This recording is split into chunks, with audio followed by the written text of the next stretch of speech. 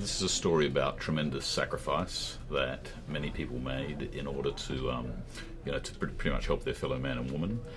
And I was just taken aback from the first I ever heard of these tales, extraordinary tales of heroism and of sacrifice and of really people coming together across all different sort of divisions that would usually divide people, and they came together in a pretty incredible way to survive this onslaught.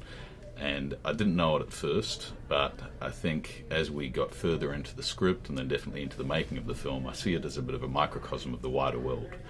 And I think in this time, with everything that's going on in the world, the example that was set by the staff and the guests of the Taj coming together to survive in the face of sheer adversity. We spent 10 months before we sort of put pen to paper on the actual script, travelling to India, travelling to different places in the world, interviewing different survivors, guests and staff. We also spent some time interviewing the lawyer of the sole surviving gunman who was caught, and that was an eye-opening experience in itself. And it was really from those interviews that the DNA of the script came together, because initially we didn't know what the story was going to be.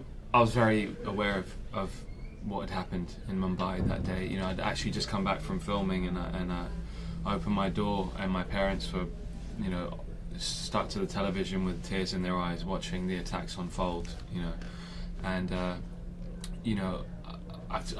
Mumbai, going there as a young actor, it really changed my life in a big way, and it made me understand a big part of who I was, and a missing part of my culture that I hadn't really been connected to. So to see it kind of up in flames on TV completely broke me. And what was important to me was to show that you can be religious, and it can be pious, and it can be personal.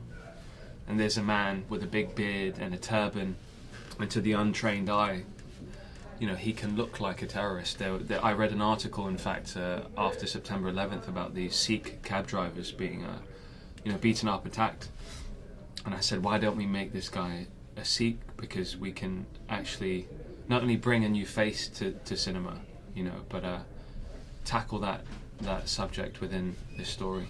I play Zahra, who is a British Iranian, very privileged, has lived with a golden spoon in her mouth her entire life, and has a very handsome, by all appearances, perfect husband, played by Armie Hammer. And she walks into the Taj, because, having been there several times since she was a child, and she really, I don't think, has ever really experienced life outside of her bubble. And the tragedies of that day, or those 2 days, 3 days, made her show a side of herself, have to confront a side of herself that she's never had to confront, and really tap into her strength and her resilience and overcome, which is something she's never had to do. I'm the beautiful Naz and Armie's nanny, and I'm looking after their beautiful child. And I probably can't say too much about what happens to her because I don't want to give things away, but my scene partner for most of the film was a 6-month-old baby, which is quite an intense place to be going through such a horrific experience and holding just like innocence in your arms. And it was a very strange experience working with a baby of that age during this, because they just have no idea of what's going on around them. And even though we were just playing make-believe, I think, in a broader way, I think, like what you were saying about a coming of age, anyone that goes through an experience like this, it's about taking away your innocence. And I feel like that's what terrorism has sort of done to the world we live in as well. But, having that contrast of whenever I was crying, that baby would be laughing and trying to play with my hair. And it just drenches every moment in such reality.